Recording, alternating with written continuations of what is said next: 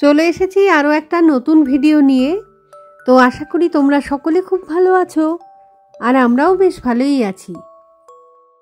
যারা গতকালের ভিডিওটা দেখে নিয়েছো তারা তো জেনেই গেছো যে আমরা এই মুহূর্তে কিন্তু শিলংয়ে নেই, আমরা এখন এসেছি তেজপুরে।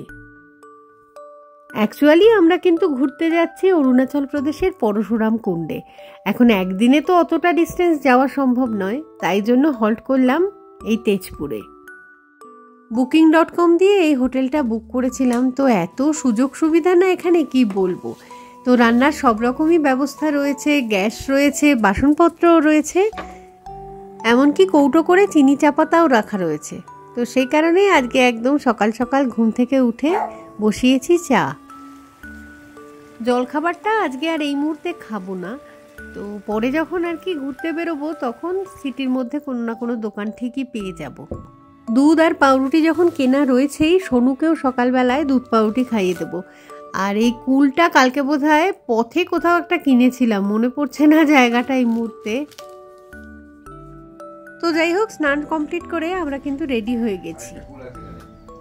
খেয়ে নে কেউ, বাঙ্কুই খেয়ে নেবে। সকাল সকাল সবাই আবার রেডি হয়ে গেছি। রান্নাঘর টুকটাক যা ইউজ করেছিলাম আবার গুছিয়ে টুছিয়ে দিলাম। এই যে চা, বেরোনোর আগে দুধ চাই করলাম, কারণ নয়তো নষ্ট হয়ে যেত দুধটা। সকলকে একবার গুড মর্নিং জানিয়ে নিই। তো আমরা সকাল সকাল আজকে রেডি হয়ে গেছি, এখন তেজপুর ছেড়ে চলে যাব। তো দেখি সামনের দিকে যাব, ডিব্রুগড় অবধি যাওয়ার মানে ইচ্ছে আছে আজকে। দেখা যাক কি হয়, পথে হয় কি না হয়, মানে যা যা হবে আর কি সেগুলো তো ভিডিওতে শেয়ার ডেফিনেটলি করব। তো এখন যেরকম মানে হোটেলে ঢুকেছিলাম যেভাবে, সেরকম আবার পরিষ্কার চকচকে করে দিয়ে বেরিয়ে যাচ্ছি। তো খুব ভালো থাকলাম আর কি, একটা নাইট দারুণ সুন্দর কাটলো, কারণ খুব সুন্দর হোটেল, এতটাও ভালো হবে কিন্তু আশা করিনি। এই যে এগুলো সব রেডি বাইরে বেরোনোর জন্য। ওদেরকে গাড়িতে আগে মানে তুলে দেওয়া হবে, তারপর আরেকবার আমরা এসে চেক করে নেব ঘরে সব কিছু ঠিকঠাক আছে কিনা, আমরা কিছু ভুলে গেলাম কিনা সেগুলো একটুখানি চেক করে নিই, তারপর গাড়িতে চেপে যাব। এই গাছগুলো সুন্দর না, অ্যাগ্লোনিমা বোধহয় এগুলোর নাম। সুন্দর গাছগুলো। সৌরভদের তুলে দেওয়া হয়েছে গাড়িতে, লাগেজও চলে গেছে। এটা কি সুন্দর, পাতাটার রংটা দারুণ। তো এই যে এটাই ছিল আমাদের হোটেল আর কি। বাইরের লাইটটা জ্বলছে, ঠিক আছে, ওরা নিভিয়ে দেবে। গরম কতটা পড়ে ভাবো, যে বারান্দাতেও এখানে ফ্যান লাগাতে হয়েছে এখন, অথচ কি সুন্দর ওয়েদার। এই লাইটটা নেওয়ানো হয়নি। তো যাই হোক, এরকম সুন্দর জায়গাটা বেশ না। আর এই যে এটা আমি কালকে বেল বলছিলাম, হ্যাঁ বেলই তো, বেল পাতা। এই দেখো বেল পাতা। তো এখান থেকে গাড়িটা বের করা একটুখানি মুশকিল।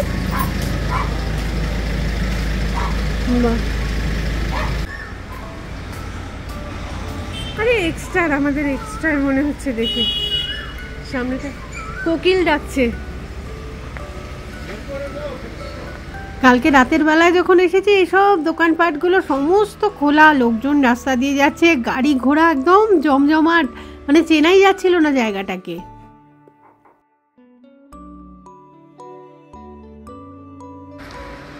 চলো তাহলে বেরিয়ে পড়ি। তেজপুর সিটিতে কিন্তু অনেকগুলো মন্দির রয়েছে, আবার মসজিদও রয়েছে। তো মহাভৈরব মন্দির রয়েছে একদম সেন্টার পয়েন্টে আছি, সেদিকে আমরা এগোচ্ছি। এদিকে হচ্ছে হরিসভা। তো শিবরাত্রির মেলা চলছে এখানে, দোকানপাটগুলো সেই উপলক্ষেই। হরিসভা চোখে পড়লো, এরপর দেখছি বাঁ দিকটায় শনি মন্দির।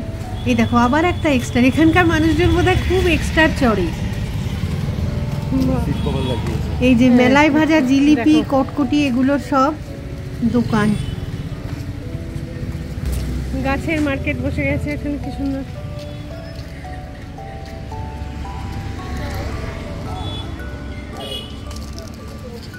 জিলিপি ভাজছে গরম গরম, একদম সকাল সকাল গরম। আবারও একটা গাছের মার্কেট। তো সকাল সকাল মন ভালো করে দিল এইসব জিনিসগুলো দেখে। এই যে এগুলো মানে মেলারই অংশ, এমনি দিনে হয়তো এই দোকানগুলো রাস্তার উপর থাকে না। একটু আগেই মহাভৈরব মন্দিরের কথা বলছিলাম না, সেটা এই যে ডান দিকে গেটটা দেখতে পাওয়া যাচ্ছে, তো ওখান দিয়েই ঢুকবো আমরা।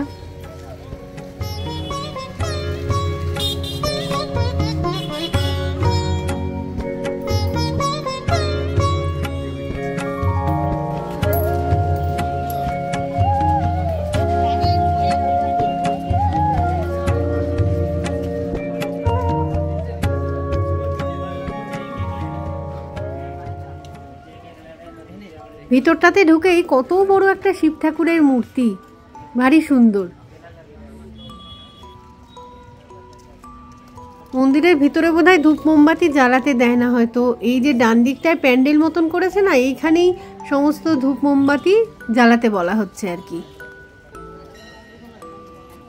আমরা তো এমনি দর্শন করতে যাচ্ছি, নমস্কার করবো আর কি শুধু, তো বাকি লোকজনদের কিন্তু দেখছি যে হাতে করে পুজোর ডালা নিয়ে পুজো দিতেই যাচ্ছে।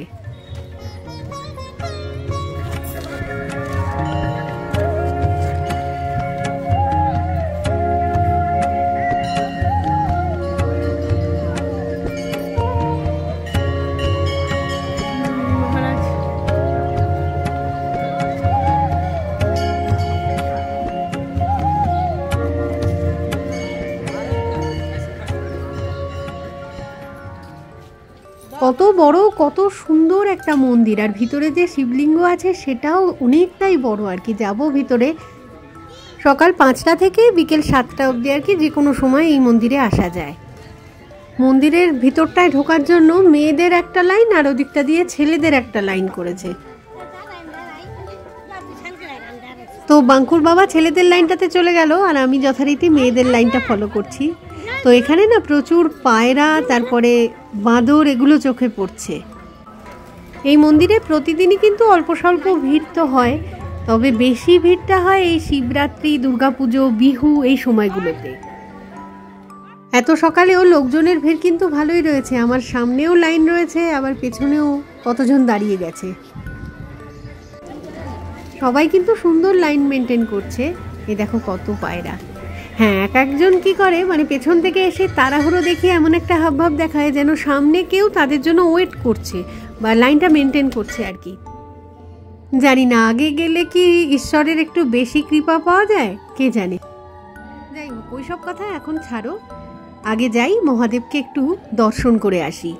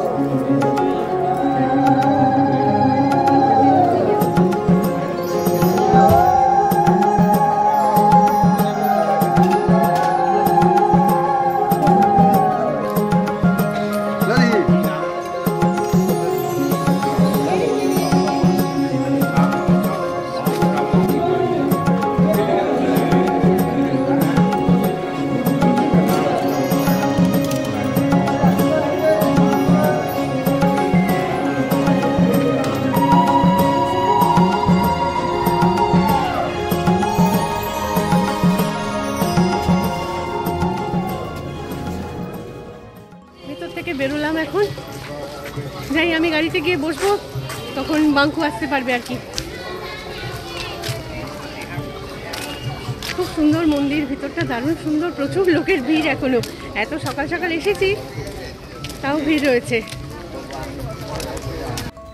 মন্দিরের বাইরেটাতে বেরিয়ে এসেছি, তো অনেক দোকানপাট রয়েছে। তো আমি নিজেও যা যা দেখছি তোমাদের সাথে সেগুলো শেয়ার করছি। নতুন জায়গা তো মানে এক্সপ্লোর করতে ভালো লাগে। দেখো টোটোও চলে এখানে। মন্দিরের ভিতরেও দেখলাম আর সিটির মধ্যেও দেখছি প্রচুর বাঙালি থাকে কিন্তু এখানে, শুধু যে অসমিয়ারা থাকে সেরকমটা নয়। অনেকটা আমার ওই ত্রিপুরার মতো লাগছে, কিন্তু বাঙালিদের অ্যাকসেন্টটাও অনেকটা ওই একই রকম। দোকানগুলোতে লোভনীয় সব খাবার দাবার বিক্রি হচ্ছে। তো আমাদের এখনো জলখাবারও খাওয়া হয়নি। বাঙ্কুর বাবা আবার কি কিনবে বলে দাঁড়িয়ে গেছে। কি সুন্দর এটা বানিয়েছে, এই যে উপর থেকে এটা ঝোলানোটা। स्टिकर कितना का? 20 का। গাড়িতে লাগানোর জন্য জগন্নাথ দেবের স্টিকার।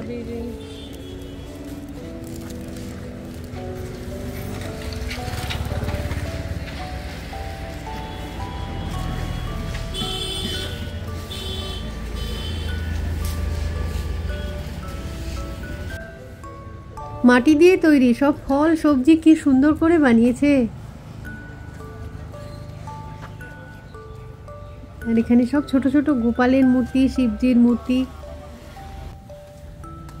প্লাস্টিকের বেশ কিছু আইটেম, স্টিলের জিনিসও রয়েছে। মানে মেলায় যেরকম হয়, মেলা তো দেখতে আমার ভীষণই ভালো লাগে। আরেকটা পছন্দের জিনিস হচ্ছে আমার কাপ, তো সেগুলোও বিক্রি করছে, কিন্তু এখান থেকে নিয়ে যাওয়াটা আমার পক্ষে মুশকিল। আর দোকানগুলো মানে সকাল সকাল পুরোটা সাজিয়ে উঠতে পারেনি আর কি।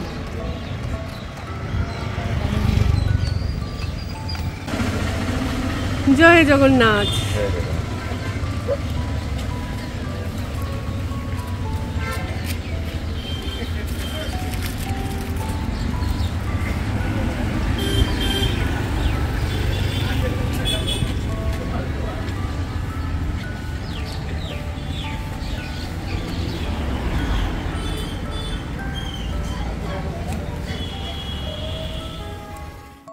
আমি গাড়িতেই বসলাম সোনুবাবুদের নিয়ে, আর বাঙ্কুর বাবা বাঙ্কুকে নিয়ে গেল মন্দিরে। তো ওদেরও দর্শন শেষ হলো, তারপরে সে সবাই মিলে এখন জল খাবার খাচ্ছি। তো সুন্দর 4টে করে পুরি এসে গেছে, তরকারি এসে গেছে, আর কি চাই।